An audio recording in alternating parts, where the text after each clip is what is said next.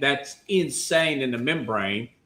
I would otherwise it don't make no difference to me. NFL said the heck with college. We're going to put a Saturday night game on, and sure enough, they're going to have a good one.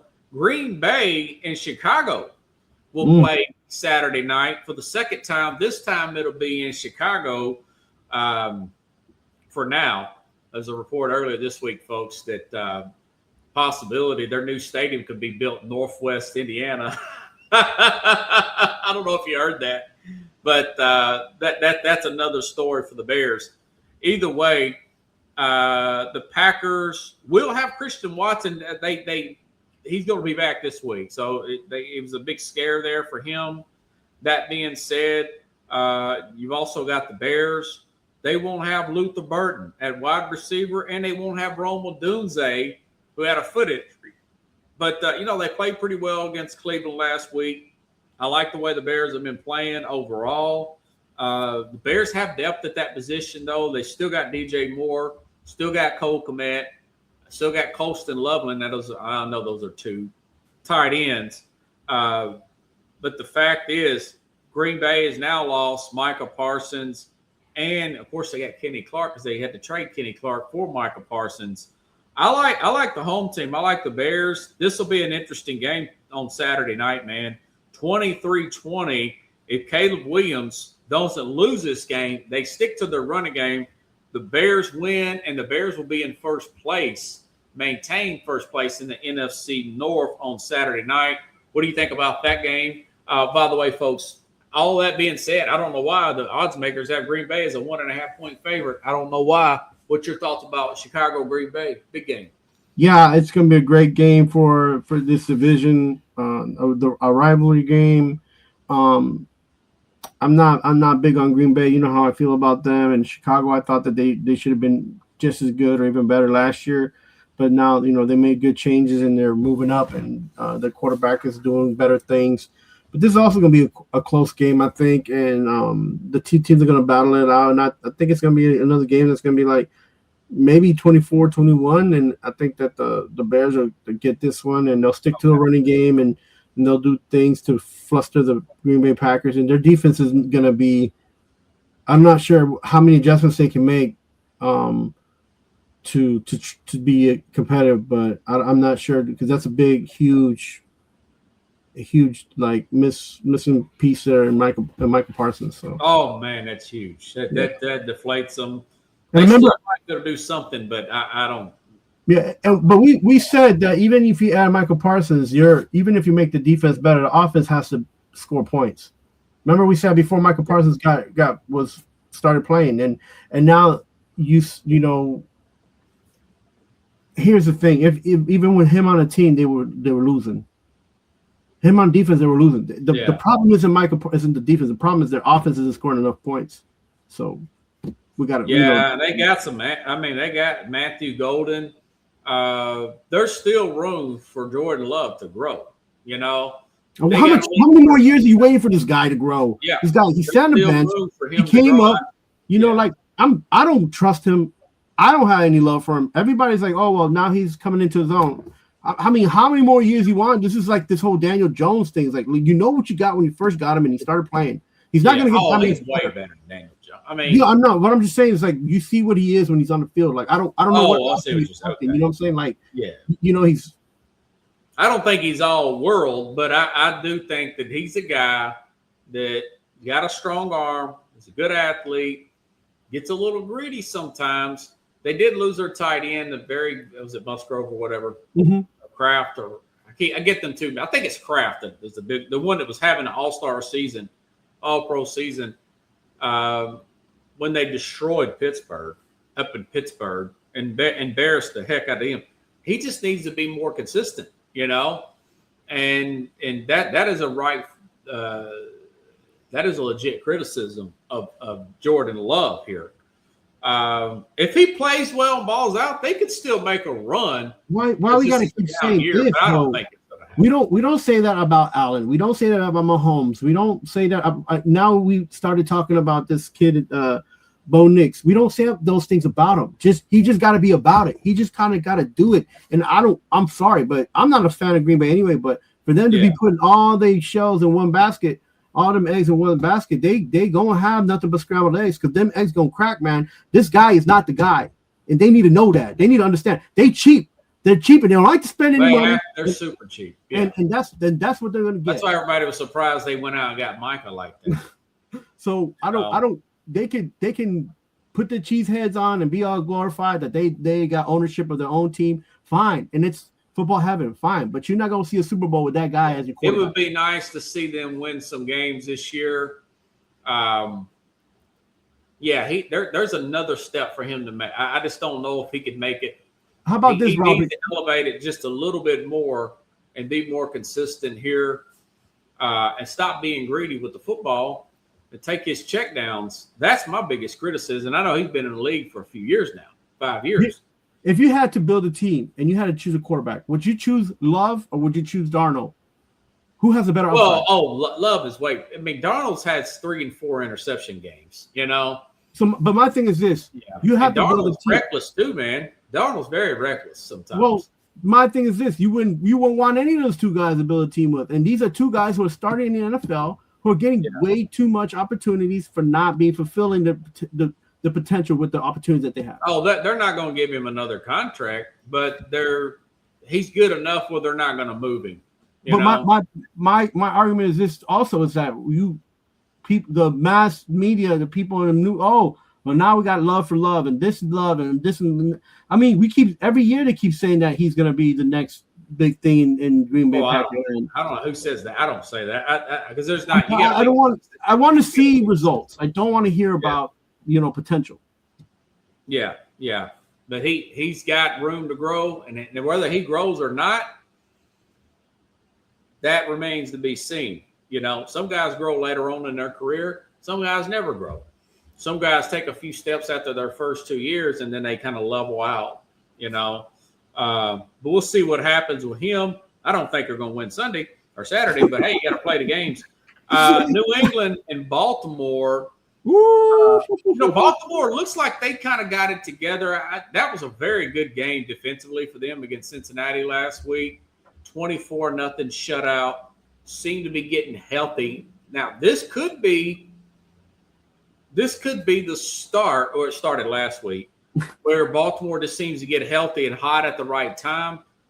This is a big game for Baltimore to say, all right, can we be consistent here? We saw what we did to Cincinnati's offense, and we shut them down. Mm-hmm. Got some good players, Roquan Smith, and I forgot that really good safety they got up there. But you know what I'm talking about. Plays the back end really good. They're at home. They're 2.5-point favorites over New England. New England probably bounced back, but I don't think with Campbell out, their left tackle, I think they're going to be – and they don't have that consistent running game. Ray will have them ready to play because he always does on primetime games, but I still like the Patriots to win this game. 27-23, I think the Patriots Baltimore Patriots. The Ravens, 27-23. What I predicting comes to fruition, the Steelers will lose early, and the Ravens will win later on at the 7-20, Sunday night game. The Ravens will be back in first place in the AFC North at the end of Sunday night with the big win over the Patriots and give them their first two-game losing streak of the season. That's what I'm seeing happening. But, hey, very talented player in Drake May, looking like an MVP. And, you had Mike Vrabel's a very, very good coach. You never know what can happen, but I'm picking the Ravens to get this win and be in first place Sunday night. What do you think about that game? Yeah, the Ravens team is coming off a win. They did the zero that they left Cincinnati with, and they're feeling big about themselves. I hope the defense keeps playing big. I'm not a big fan of Drake May. I think he does have a lot of potential. I don't like that I feel like he's going to be his own quarterback, and he's going to be nothing like Tom Brady. But he's got big shoes to fill there, and I feel like he should just throw them shoes out and create his own. But other than that, that defense is good. I think they're going to pound out that offensive line that's beat up a little bit. They're going to stop a running game that's kind of non-existent there anymore. And I think it's going to be 33-17. I don't think that the Patriots will be able to score that much on this defense. And I call the Ravens to win this game. Nice. Good game there, Chief. This game almost passed up, but this is actually a very, very good 1 o'clock window, 12 o'clock Central game. Tampa and Carolina, both at 7-7. These are the two of the oddest teams here. Carolina can lose to the Saints twice, and so can Tampa at home.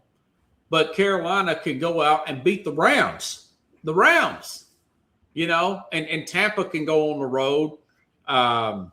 Who did they beat on the road this year? Like Tampa or Seattle or somebody? They just have they beat this very good Houston team earlier this year. If I'm not mistaken. Both 7-7. The winner will be in first place. Tampa was a 3-point favorite last year against this team in Carolina and won it in overtime. Now Leon Cohen's a new head coach for Jacksonville. That's the former offensive coordinator for Tampa. Tampa's offense has slowed down a bit. This Josh Grisser guy is an in-house hire, and they haven't quite hit those peaks like they have last year offensively, although they've got better weapons there with Emeka Egbuka, though they've had their share of injuries. But Todd Bowles was the most ticked off I've ever seen him after losing this time last week to Atlanta. I got a feeling that this team, Carolina's left tackle, looks like he won't play. He didn't practice today either. So I reluctantly picked Tampa to win this game 23-20, almost like last year. I think it was 26-23 last year in overtime. I think Tampa wins this game. Barely. They've had a little bit more time to prepare because they played last Thursday. What do you think about this game? It could go either way. Yeah, and those teams that they beat, the bigger teams that was Seattle and San Francisco at that, but San Francisco was still kind of beat up, but they won back to back, Seattle and then San Francisco. This game's tough to predict. I feel like I feel like they're in that Twilight Zone division. Also, their team is a Twilight Zone type of team. One day there's something, then the next day they're not, and I don't know what to think anymore. I felt like maybe the defense could be more consistent on offense, but there's on both sides of those teams, they're just so much inconsistency, and that's what you see in their standings. So it's a toss up. I'll go 24-21 either team. I'll go with Tampa Bay on for this day. Maybe they stop their losing streak, but I'll pick Tampa Bay. I mean, I feel like they have the better team on paper, but they're not showing it on the field at all. So right. Yeah, it could go either way. Yeah, I'm with you. It'll be a fun game. I'll watch all that game on Red Zone. That'll be a good one. This game may be the game of the week, other than maybe tonight's game. And I just hate the fact tonight's game is on Thursday night. Jacksonville and Denver, that could be a playoff game. That could be a preview game. Broncos are favored by 3. Both teams in first place in their divisions. Denver playing for the number 1 overall seed. You can make an argument Denver's a little bit flat after that big win over Green Bay last week. Jags are playing well as of late. But listen, the Jags, look at their road record here. I had to screenshot this. Overtime win against the Raiders. They lost at Houston. Overtime win against Arizona. Their only impressive road win was against the lowly Tennessee Titans, 25-3. Other than that, I don't know if. By the way, they played the Rams in London. They usually play well in London. They got their teeth kicked in. Total blowout that game. There's no way I can trust them on the road. Could they catch Denver kind of letting their foot off the gas? Possibly. But because Brian Thomas is back healthy and Jacoby Myers is playing well. That being said, I got to take the home team here. I mean, there's no way I could trust Jacksonville. I just told you what the bad teams that they went to overtime with.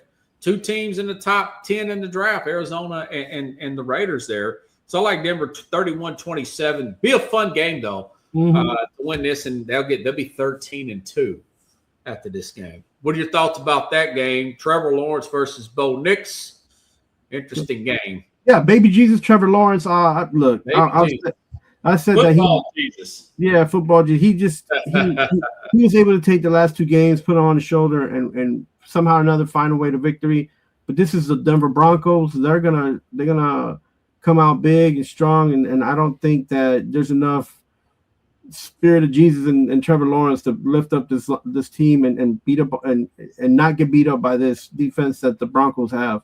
They're limiting plays in the air and rushing, and they're in the top 5 of the defense in both of those. And the Jaguars, it takes them a few quarters to get into the game. So I don't think that as well as they're playing, I don't think that they have it to beat the Broncos. And this might actually, because the Broncos are coming off of that game, I'm thinking like you. I think this game actually might go into overtime. This game is going to be close. It may be very, very tight. Yeah. Yeah, it might be tight because just because of like conditioning wise, right? Like both of these teams played really, really good their last games and last two games, and they might be just tired. And 27-24, Denver by a field goal in overtime, man.